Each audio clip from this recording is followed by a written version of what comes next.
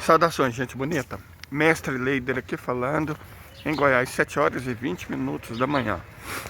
Fazem 17 graus.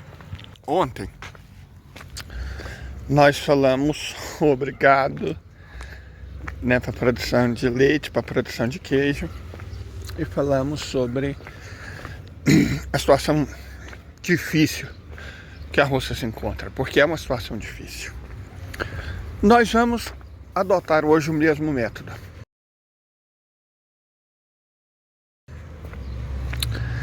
Como eu disse para vocês, eu ia fazer um projetozinho para nós conseguirmos financiamento para conseguir produzir queijo de qualidade, tipo boutique, mais ou menos um sistema agroecológico. Bom, esse é o meu problema.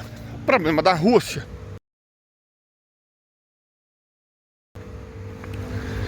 é que na prática a OTAN fez outra declaração de guerra. Porque enquanto um ataque daqueles terrorista estava acontecendo no Daguestão, na fronteira do suspeitíssimo Azerbaijão com a Rússia, mísseis produzidos e fornecidos pelos Estados Unidos estavam sendo usados pela Ucrânia com acompanhamento, orientação de drones norte-americanos para atacar a Crimeia, o que causou mais de uma centena de feridos e pelo menos 5 óbitos. Então, aquilo que a Federação falou para a OTAN não fazer foi exatamente o que ela fez. E ontem à noite também o bambu gemeu na Crimeia, mais uma vez, ataques de mísseis ATACMS com orientação de drones americanos sobre território russo. São dois problemas muito diferentes, mas a lógica deles não é. Vamos lá. Vamos começar com a questão, com a minha. Um ser, no contexto geral das coisas, insignificante. Quando você quer produzir queijo, você tem que lembrar que queijo é um subproduto do leite, por sua vez um produto da vaca. E a vaca, como ser humano, é o que ela come. Aí entra o problema. Com exceção dos climas quentes, na verdade equatoriais, o clima é uma coisa muito interessante, eles variam muito. Climas estacionais, como o clima da região do Espinhaço, tem uma característica que é a seguinte: você tem um verão, vamos colocar 8 meses, temperaturas mais quentes, chuva, e o inverno, as temperaturas caem bastante e, como consequência, ou a associação também não chove. Então são 8 meses com chuva em maior ou menor quantidade e 4 meses mais frios e mais secos. Então é muito difícil uma planta que produza nas duas estações, certo? As plantas normalmente elas se adaptam a uma das estações. Climas estacionais, a planta sobrevive o ano inteiro, o que não quer dizer que ela alimenta o gado o ano inteiro. Certo? Olha lá, algum infeliz tacou fogo, né? Agora eu entendi porque que eu sufoquei esses dias. Fogo. Então veja qual que é o problema. Existem plantas que são muito boas para a estação mais fria. Vou dar como exemplo o azevém, um capim excepcional. E a alfafa é uma leguminosa excepcional. Só que tem um problema nessa excepcionalidade. São plantas que se dão muito bem no sul, onde não apenas é frio, mas chove. No espinhaço, até que faz um friozinho, só que não chove. Entendeu? Aí nós temos um problema. Faz o frio que essas plantas precisam, sim. Chove? Não. Falar, então tem a solução da irrigação, que é cara. Não é barato. Irrigar não é barato, gente. Não se engane. Irrigar é caro. E depende de água. Que numa região serrana não é necessariamente abundante nem fácil de transportar. Então, temos uma situação que é a seguinte. Uma pastagem de verão, beleza. O problema começa com o inverno. Porque até existem plantas bem adaptadas ao inverno. Só que é o inverno com chuva. Como alimentar o gado numa situação de inverno sem chuva, de seca? Esse é um problema. Deixa eu mostrar aquela planta ali. Ela vai ser importante para o nosso raciocínio. Aquilo é moringa oleífera. Estamos no inverno. Tá seco. Bem seco. Não chove faz alguns meses. Ela está produzindo folhas. Ela está produzindo flores.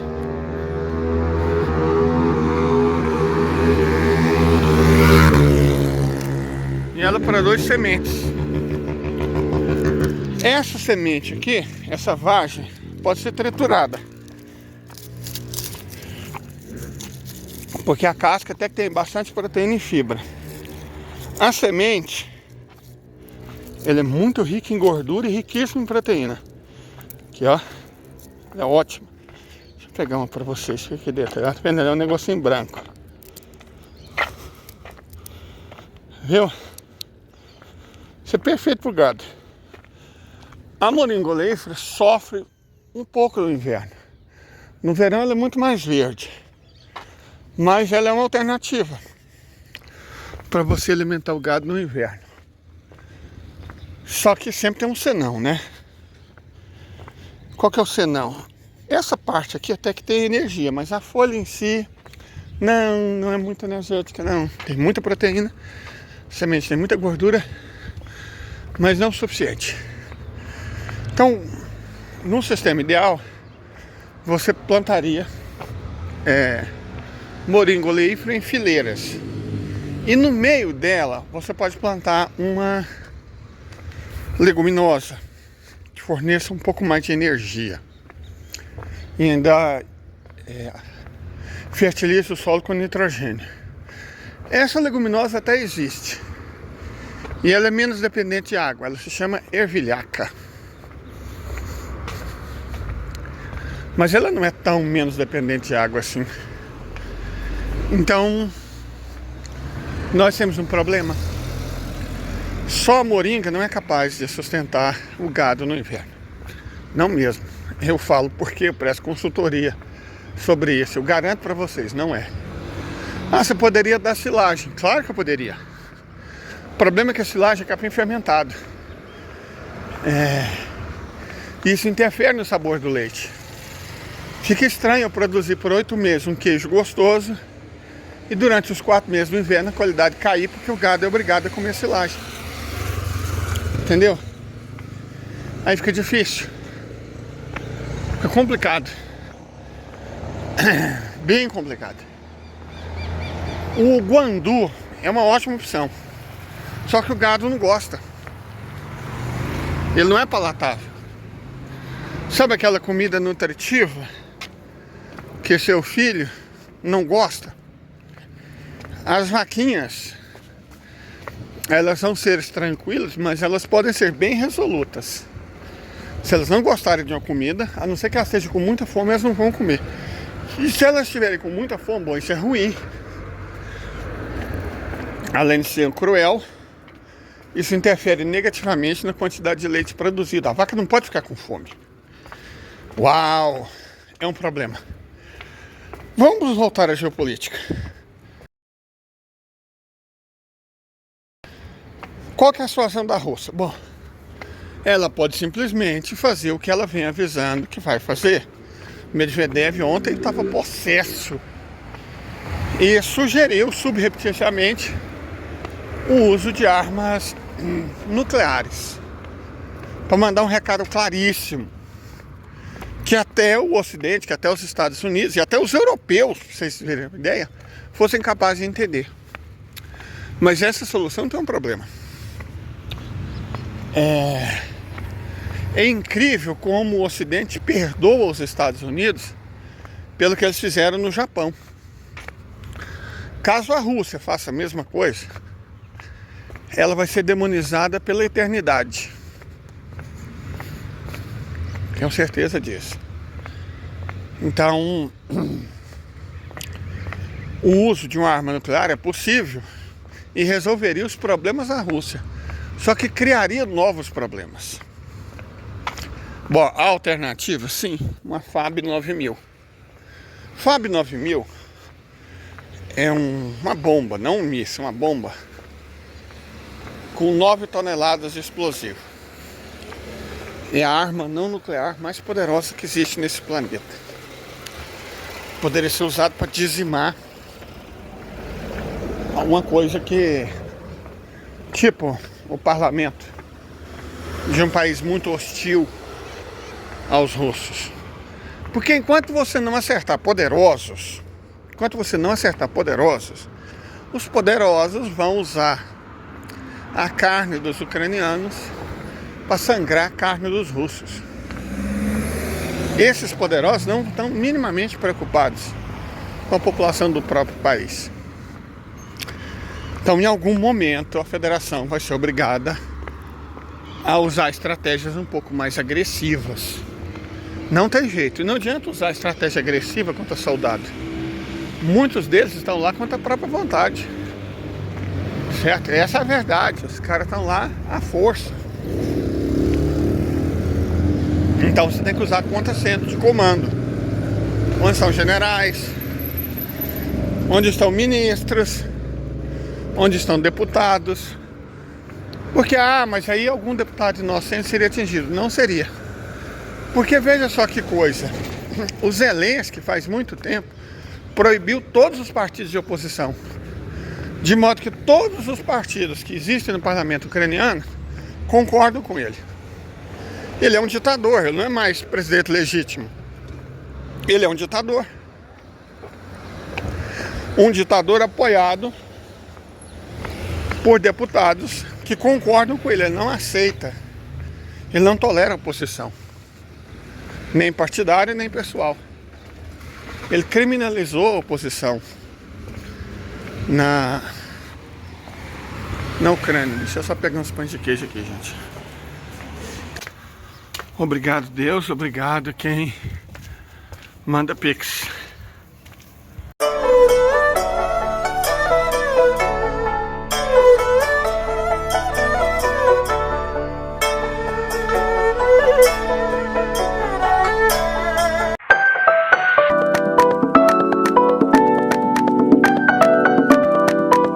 Tomei um cafezinho, comi uns pães de queijinho. Podemos continuar. Veja bem, a solução para a Rússia é uma nuke, não tem jeito. Só que o custo dessa solução é muito alto. A Rússia estaria disposta a pagar esse custo? Aí nós voltamos ao meu problema.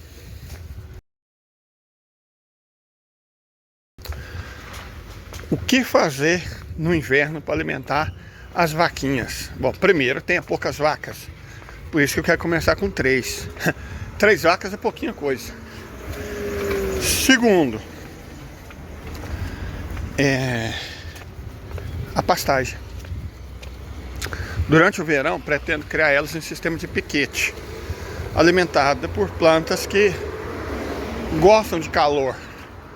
O capim vaqueiro ou o capim Tifto 85 são capins ótimos, só que eles não toleram frio, então não serve para passagem de inverno, mas de verão são capins ótimos.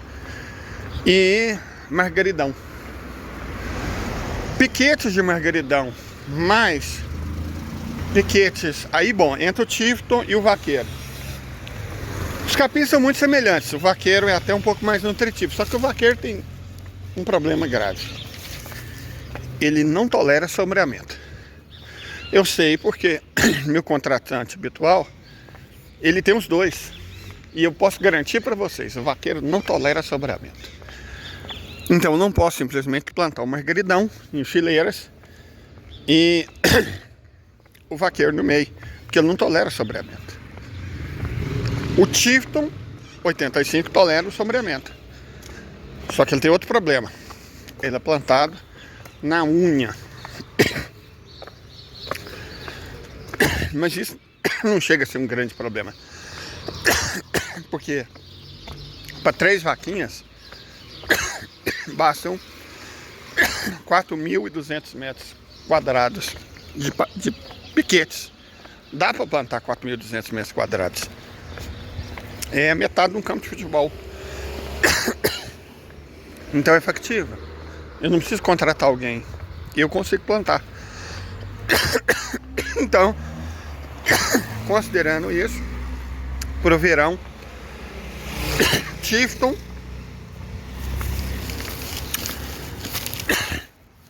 margaridão e moringa oleífera. E para o inverno? Então, para o inverno, uma pastagem de inverno. A produção vai cair. Não tem como resolver esse problema. A produção vai cair. Mas eu posso plantar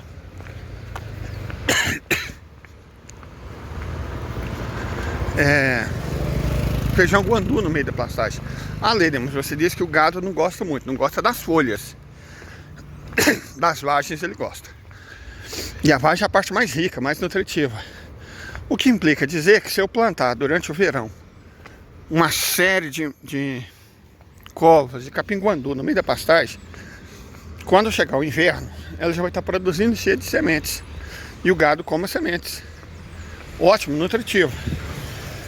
A outra solução é a pastagem. O capim-gordura, o que eu chamo de capim meloso, é ótimo para isso. Não produz muito, mas o gado adora. Então, o gado é capaz, você acredita, as vaquinhas não são bichos burros.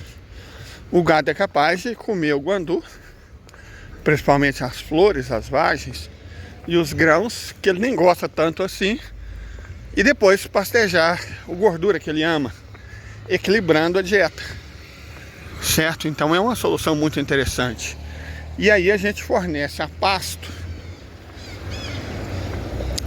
um suplemento baseado na própria fava do guandu, de uma plantação à parte, e a fava da moringa oleífera. Você tritura, joga melaço e alimenta ele durante o período que elas estiverem no curral, produzindo leite. Elas vão associar o período que elas vão passar no curral a prazer, porque elas vão comer algo que elas gostam e que é nutritivo.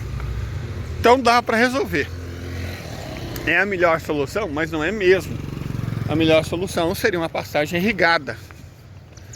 Certo? Uma pastagem irrigada manteria a produtividade, o gado ficaria super feliz, todo mundo está contente, o mundo é cor-de-rosa, é maravilhoso.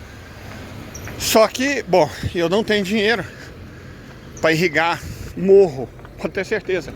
E eu não sei se existe água o suficiente para irrigar morro. Então não é uma solução praticável. Como se diz aqui em Goiás, e isso vale tanto para a alimentação de vaquinhas no inverno, quanto para a geopolítica russa, o ótimo é inimigo do bom. Mas o sol é amigo de todos. Ele sempre nasce novamente. Tenha um bom dia. Muito bem, eu não poderia terminar o vídeo só apresentando o problema sem uma solução clara. Dando uma olhada por satélite na configuração da propriedade, lá tem um pequeno lago, certo? Que a gente pode inclusive usar como fonte de água para irrigação. Mas a questão aqui é um pequeno terreno que tem a montante dele.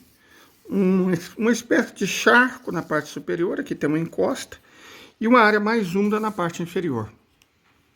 Qual que é a minha ideia? Essa parte de charcos são difíceis de serem cultivados, porque não é toda planta que resiste a um charco. Mas existe uma que é fantástica, que eu achei uma muda, olha só que coincidência. Quando eu fui com o meu colega professor Edinho, na chácara de um amigo dele, que é o espinafre d'água. O espinafre d'água se adapta muito bem a charcos.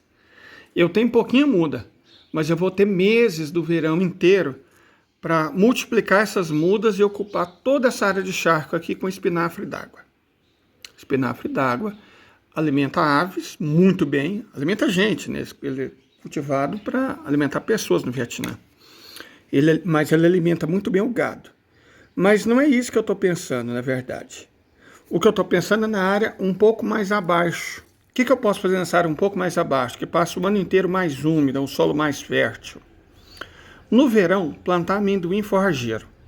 No inverno, o amendoim forrageiro não resiste ao inverno. Baixou de 18 graus, ele morre. E aí no inverno eu substituo o amendoim forrageiro pela alfafa. Para que esses pastos de amendoim forrageiro e alfafa? Gente, deixa eu explicar uma coisa para vocês sobre vaquinhas. Depois que a gente tira leite das vaquinhas, ainda mais se for com máquina, elas tendem a deitar, só que isso é ruim. Se elas deitam em cima do próprio úbere, a chance da mastite é muito grande. Então é conveniente a gente manter elas em pé por pelo menos 2 horas. Só que a gente não pode fazer uma vaca ficar em pé por 2 horas olhando uma para a cara da outra.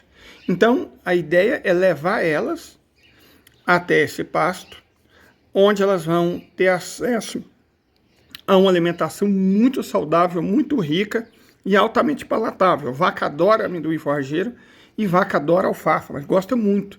Então elas passariam 2 horas pastejando, o que evitaria mastite, evitaria o desconforto delas ficarem em pé sem fazer nada e principalmente garantiria a elas uma ótima suplementação, principalmente no inverno.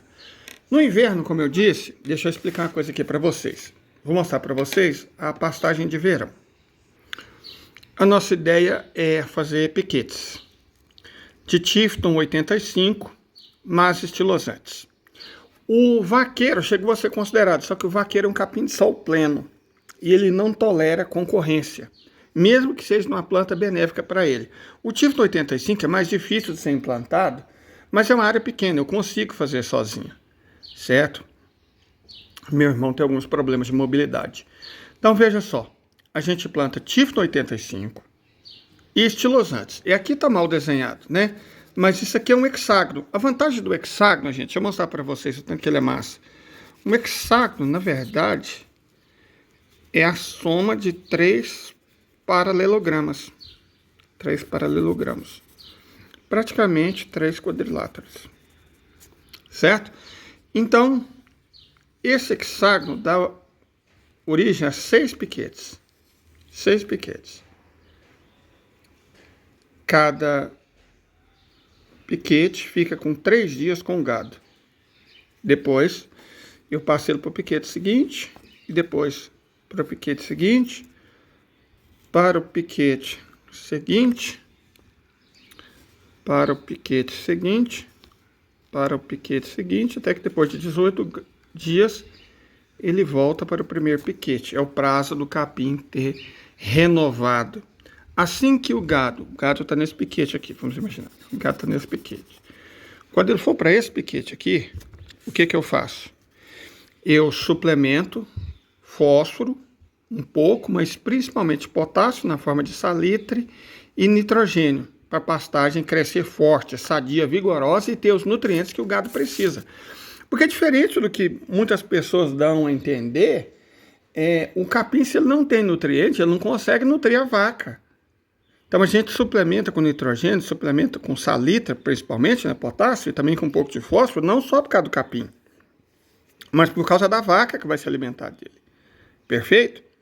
Joga um micronutriente, joga uma torta qualquer, por exemplo, de mamona, qualquer coisa assim, joga esterco. Assim que a vaquinha saiu, a gente corrige a pastagem. Joga um gesso a cada 3 meses, para manter o pH na quantidade certa, para manter o solo fofo. Então, esse cuidado básico, a gente tem que tratar bem da pastagem. Repare que aqui no centro desse formato de hexágono, tem uma espécie de círculo. Então, quando a vaca for retirada do piquete, ela entra no círculo. Nesse círculo fechado, ela entra a hora que ela quiser. Se chover, lembra, isso aqui é de verão, no verão chove. As vacas podem se sentir desconfortáveis no verão. Então, nesse círculo central, a gente cimenta e coloca uma cobertura. Para o caso de chuva, a vaca se proteger. E não só isso. Aqui fica um coxo. No coxo a gente coloca sal, né, sal mineral para a vaca comer e também coloca alguma suplementação, se a gente sentir que é necessário. Perfeito? Mas essencialmente aqui fica água fresca sempre e sal mineral. Para a vaca sempre que sentir vontade, vir aqui. E outra, gente, muitas pessoas produzem pouco leite não porque a vaca não tem a capacidade ou porque a pastagem não conseguiu alimentar, mas por um detalhe simples. Leite é essencialmente água. Se a vaca não tiver água abundante e à disposição, ela não vai produzir leite. E vaca não gosta de água suja, não gosta de água parada, certo? Você mantém um fornecimento de água fresca, de alta qualidade. E mais, porque o sal é importante para suplementar a dieta da vaca. E é muito importante para a vaca ter sede. Se a vaca não tem sal para lamber à vontade, ela não vai ficar com sede, ela não vai beber água, a produção de leite cai. Então aqui fica sal, sempre fresquinho, trocado todo dia, aquele sal bonitinho, que vai atrair a vaca. Uau, ela vai ficar feliz, vai beber bastante sal, vai ter água limpinha para ela tomar quando ela quiser. E aí, sempre que ela, se chover, ela vem aqui para dentro, se proteger da chuva. Então, essa parte central aqui é para isso. Coloca portinholas, uma portiola aqui, uma portiola aqui, uma portiola aqui, uma portiola aqui, uma portiola aqui, uma portiola aqui. Então, quando for trocar de piquete, passa ela para cá, vai para cá, passa para cá, vai para cá. Simples assim. É fácil. E por que eu coloquei isso aqui? No início, gente, a gente só pretende ter 3 vaquinhas. Tanto porque é o que o financiamento vai dar, só para 3 vacas, tanto porque a gente tem que entender como é que funciona o ambiente. Como é que as vacas vão se adaptar, qual vai ser a necessidade de pastagem. Quando a quantidade de vaquinhas aumentar, a única coisa que eu tenho que fazer é estender. Certo? Só estender. Por exemplo, de 25 metros de aresta, eu posso pôr 40 ou 45, a necessidade em função da quantidade de vacas que eu vou ter. Vacas dando leite são 10. E imaginando que uma está entrando em lactação e outra está saindo de lactação. Então são 8 vacas em produção plena, mais 2 meias vacas, como se fosse 9 vacas. Certo? São 10, mas é como se fosse 9. Come como 10, produz como 9. Então, no futuro, quando eu aumentar a quantidade de vacas, a única coisa que eu tenho que fazer é estender a cerca. É um formato que ajuda muito. Só que isso aqui é o quê? Pastagem de verão. Tifton mais estilosantes. O estilosantes aduba, fertiliza o solo para o Tifton e é uma fonte de proteína para a vaca, entendeu? Fonte de nitrogênio para o Tifton, o estilosantes, e fonte de proteína para a vaca. Mas, ao lado dessa estrutura, o que eu coloco? Outra, com moringa, já expliquei para vocês para que ela serve, e margaridão, em fileiras alternadas. A moringa é um tipo de planta que é fantástica, o gado ama. E a moringa, ela é interessante, só que ela, como margaridão, que o gado ama mais ainda, elas não toleram bem o frio, sabe? Elas não toleram bem a seca, principalmente o margaridão, não tolera mesmo o frio, não tolera mesmo a seca. A moringa até que aguenta. Mas você não pode colocar um alimento que aguenta. Isso não é certo. Por isso, nós durante o inverno vamos transferir transfere-se as vacas do piquete, onde elas ficam 8 meses, para as pastagens inverno. Vamos explicar aqui qual é a ideia da pastagem de inverno. Você pega uma pastagem nativa. A gente não vai derrubar nada de derrubar. Perfeito? No máximo, passar uma grade onde der, nas manchas que der, sem ser preciso derrubar nenhuma árvore. A gente planta capim meloso. Capim meloso não é plantado necessariamente na semente. Você pega os tufos e vai plantando. Vou ter o verão inteiro para encher a pastagem de capim meloso, que produz um leite de altíssima qualidade. Certo? O verão inteiro, na pequena pastagem, porque vai ter 2 pastagens, uma maior, que eu vou ceder para quem for criar cabra, e essa menor que vai ser a passagem de inverno das vacas. Então, eu encho de capim meloso, planto feijão guandu o tanto que der. Certo? Isso durante o verão. O capim meloso vai se espalhando, o feijão guandu vai crescendo. Quando chegar o inverno, aí sim, eu coloco o gado lá. Além disso, o que eu vou plantar no meio dessa passagem de inverno? Estilosantes, cornichão ótimo, ótimo. Ela aguenta a seca, ela aguenta o frio, enche de cornichão no meio da pastagem nativa. Margaridão, ele vai sofrer no inverno? Vai.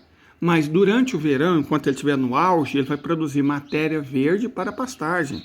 Ele vai fertilizar a pastagem. Isso aqui não é necessariamente para o gado comer. O cornichão é para o gado comer, mas o margaridão é para fertilizar a pastagem, para favorecer a pastagem, não necessariamente o gado. A moringa oleífera, porque de toda forma ela vai produzir flores para as abelhas e vagens para transformar em ração suplementar. Então ela fica boa. O estilosante também, assim como o cornichão, serve muito bem para alimentar o gado. O margaridão, como eu disse, ele não vai ser para alimentação do gado no inverno. Ele vai ser para pastagem. Ele vai ser para melhorar o bioma da pastagem. Mais ou menos a mesma coisa é o caso da moringa oleífera. Então a gente não planta só para o gado comer. A gente planta para favorecer a pastagem, para favorecer o hábitat da pastagem. Perfeito? Então pastagem de inverno, mais suplementação de alfafa e amendoim ferrageiro. E a Rússia, o que ela pode fazer?